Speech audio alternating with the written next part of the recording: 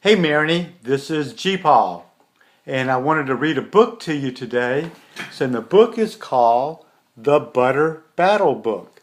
So here we go, The Butter Battle Book by Dr. Seuss. On the last day of summer, 10 hours before fall, my grandfather took me out to the wall.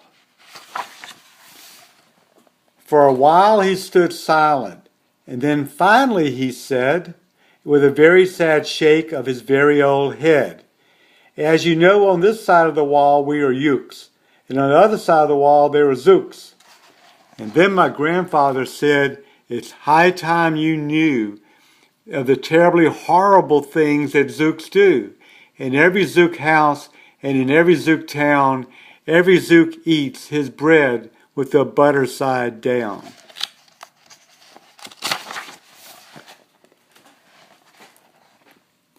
But we Yooks, as you know, when we breakfast or sup, we spread our bread with the butter side up. That's the right, honest way, Grandpa gritted his teeth.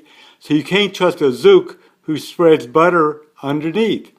Every Zook must be watched. He has kinks in his soul. That's why as a youth I made watching my goal. Watching Zooks for the Zook watching border patrol.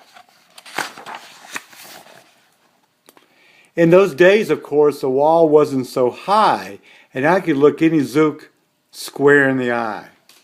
If he dared to come too close, I would give him a twitch with my tough-tufted, prickly slickberry stick. Switch. For a while that worked fine. All the Zooks stayed away, and our country was safe. And then one terrible day, a very rude Zook by the name of Van Itch snuck up and slingshotted my snickberry switch.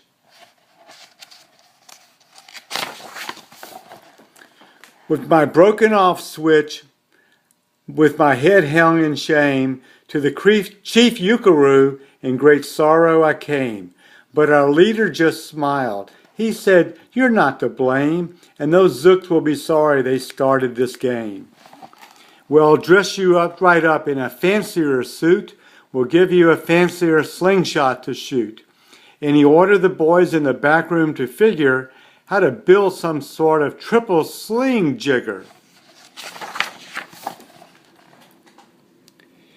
With my triple sling jigger, I felt much bigger, and I marched up to the wall with my great vim and vigor, right up to Van Itch with my hand on the trigger. "I'll have no more nonsense," I said with a frown, "and Zooks who eat bread with the butter side down." Van Itch looked quite sickly. He ran off quite quickly.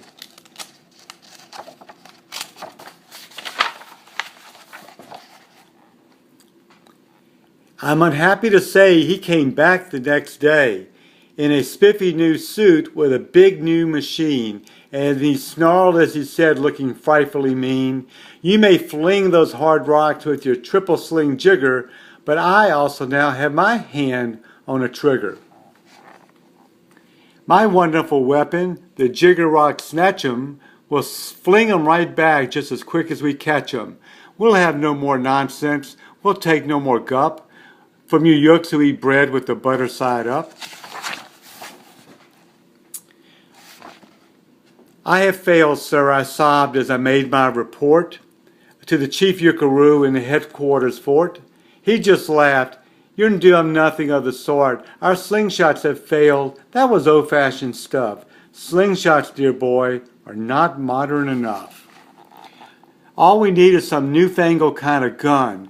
My boys in the back room have already begun to think up a walloping whiz-zinger one. My bright boys are thinking they're on the right track. They'll think one up quick, and we'll send you right back." They thought up a great one. They certainly did. They thought up a gun called the Kickaboo Kid. And they loaded with powerful poo-a-doo powder and eggs and bees' legs and dried clam chowder. And they carefully trained a real smart dog named Daniel to serve as our country's first gun-toting spaniel. Then Daniel the Kickapoo Spaniel and I marched back toward the wall with our heads held up high, while everyone cheered and their cheers filled the sky. Fight, fight for the butter side up, do or die. Well, we didn't do, and we didn't quite die, but we sure got worsted, poor Daniel and I. Van Itch was there too, and he said, the old pig, the boys in my back room invented this rig, called the 8-nozzle elephant-toed boom blitz. It shoots highly explosive sour cherry stone pits, and will put your dumb Kickapoo kid on the fritz. Poor Daniel and I were scared out of our wits. Once more by Van Itch I was bested and beat, and once again I limped home from the wall in defeat. I dragged and I sagged, and my spirits were low as I thought they could ever go, when I heard a boom-bah and a diddle-dee-dill, and our butter-up band marched up over the hill. The chief Yuckaroo had sent them to meet me, along with the Right Side Up song girls to greet me. They sang, "Oh, be faithful, believe in thy butter," and they lifted my spirits right out of the gutter. "My boy," smiled Chief Yuckaroo, "we've just voted and made you a general. You've been promoted. Your pretty new uniform's ready. Get in it. The big war is coming. You're going to begin it. And what's more, this time, you are certain to win it." My boys in the back room have finally found how. Just wait till you see what they puttered up now.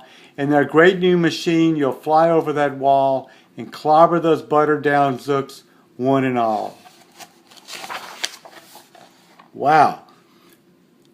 The boys in the back room sure knew how to putter. They made me a thing called the Utterly Sputter, and I jumped aboard with my heart all aflutter and steered toward the land of the upside down butter. This machine was so modern and so frightfully new, no one knew exactly just what it would do, but it had several faucets that sprinkled blue goo, which somehow would sprinkle the zooks as I flew and gum up that upside down butter they chew. I was racing pell-mell, and I heard a voice yell, "If you sprinkle a zooks, you'll get sprinkled as well." Van Itch had a sputter exactly like mine, and he yelled, "My blue gooer is working just fine. And I'm here to say that if you yooks can goo zooks, you better forget it, because zooks can goo yooks."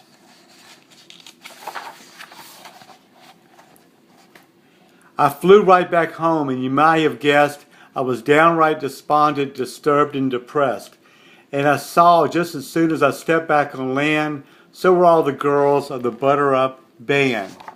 The chief drum majorette, Ms. Yuki and Sue, said, "That was a pretty sour flight that you flew, and the chief Yuckaroo has been looking for you." I raced to his office. The place was a sight.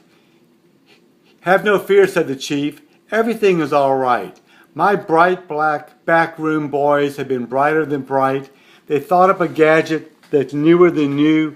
It's filled with mysterious moo-locka-moo and can blow all the zooks clear to Salamagoo. They've invented the bitsy big boy boomeroo. You just run to the wall like a nice little man, drop this bomb on the zooks just as fast as you can. I've ordered all yooks to stay safe underground while the bitsy big boy boomeroo is around." That's when the grandfather found me. He grabbed me and said, "And you should be down that hole, and you're up here instead.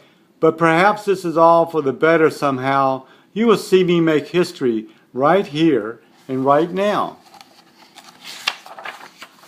Grandpa leapt up on the wall with a lollopy leap, and he cleared his hoarse throat with a bopulous beat. He screamed, "Here's the end of that terrible town, full of zooks who eat bread with the butter side down." And at that very instant, we heard a clup-clup of feet on the wall, and old Van Itch clumped up. The boys in his back room had made him one too. In his fist was another big boy boomeroo. "I'll blow you," he yelled, "into pork and wee beans. I'll butter side up you to small smithereens." Grandpa shouted, "Be careful, OG. Who's going to drop it? Will you or will he?" "Be patient," said Grandpa. "We will see. We will see." I hope they don't drop it. That's not a very sad ending. Hopefully they don't do anything bad. Marigny, I love you very much. You sleep tight. Give your mom and dad a hug. And good night. The Butter Battle Book.